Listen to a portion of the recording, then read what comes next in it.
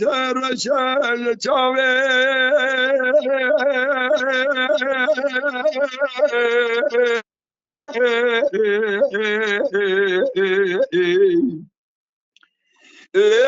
فريجة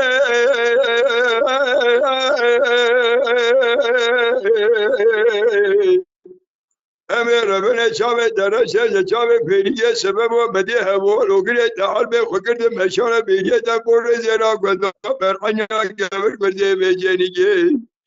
دقول لو خدي مش دبوا إمرانة لا قلق دل متدا وزن لو متدا كتم دوم كوجي ميراث دولة حرام جبنا بيا خويني وشوال ما دسته مكرمة لسردو أريا وارو بيشجعوا أذب شباب مم روجي ببيجم متزر دوست درقاوري باب عجم شب روجي بندواي تما دهيلنا خجي قريا لجاي مزن زناري عاصي دستي مناقجي بشب روجي بندواي تما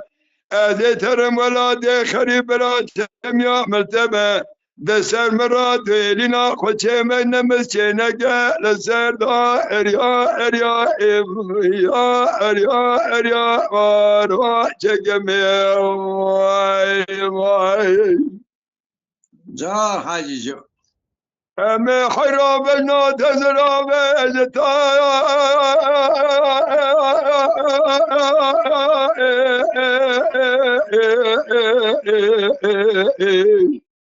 يا كرحانة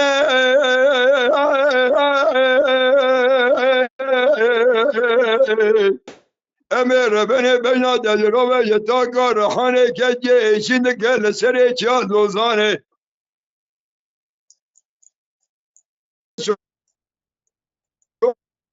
من ادرام پره دونه خواهی مینا کنه زود دمر پاشا امیلین وگر دیه لچای شنگاله لدش نحرانه آلی که خبردار و گلیه مخانه لالو لاو کو خده ایمه مجده باو امرانه لگلک دله مدده باز ندو مدد کردن دامه کجه مرا دولک حرام جه پیدو بیه خوینی و شوال محرم یزه جه وردان وریدکم دسته قرم يا لسد اريا اريا واروا الكون أذب شباب بمم روجي ببجم مدزر دوست درقاوري باحجمي دهيلنا خجي قريا لجاي مزن زنوري عاسي دست مناقي شباب روجي بندوائتما أذب ترم ولا دي خريب راتم يا ملتبه دسر مرا دلنا خنم چنگ لسر دا اريا مارا چگم جا حاجی جو